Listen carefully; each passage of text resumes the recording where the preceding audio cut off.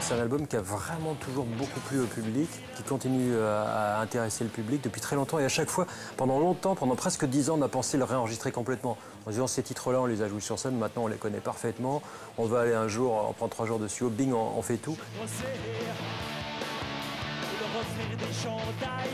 C'est un disque d'ailleurs qui a été vachement bien accueilli à l'étranger.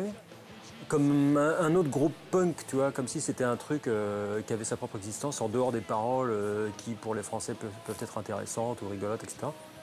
Et sans doute, ça veut dire qu'il y a une sorte de truc généreux à l'intérieur qu'on ne soupçonne même pas nous-mêmes. C'est Thierry qui a eu le concept, ouais, une illumination. En fait, il voulait reprendre bien sûr des morceaux que tout le monde connaissait et en amenant une patte française et plutôt que de traduire les titres. Donc en fait, lui, il a décidé que ça serait un peu plus rigolo de parodier, c'est-à-dire de coller phonétiquement aux paroles.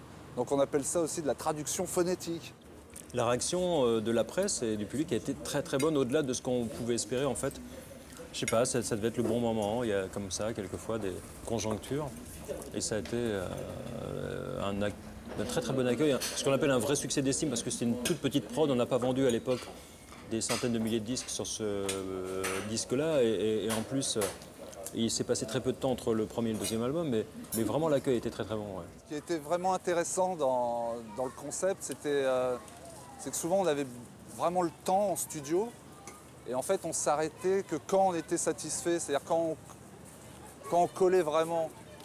Ah bah on a des amis qui viennent. Après le succès des Sex Video Show, on a été devant le fait accompli de se dire est-ce qu'on fait un autre album et qu'est-ce qu'on fait en fait, on a eu ce plaisir de se dire on va continuer parce qu'en fait c'est une nouvelle aventure. On n'a pas pensé plus que ça que c'était un nouveau groupe qui allait naître. D'ailleurs dans l'intervalle avec Bernard, le guitariste, on a commencé à bosser sur des titres qui étaient censés être un nouveau projet, il n'y avait pas vraiment de nom. Et ça devait être une sorte d'électro-rap. À l'époque, ça n'existait même pas, mais enfin, on faisait un truc qui ressemblait à ça. Et puis le succès du Sex Video Show aidant, il a fallu qu'on se jette à l'eau et qu'on en fasse un deuxième. Et je ne sais plus comment l'idée des Stones est arrivée, mais je me souviens qu'on l'avait fait d'abord pour lui, parce que lui était fan des Rolling Stones, nanar, guitariste. Et il avait appris à jouer tout petit en faisant les Rolling Stones, et donc il aimait ça. Il avait la langue des Stones collée sur sa guitare.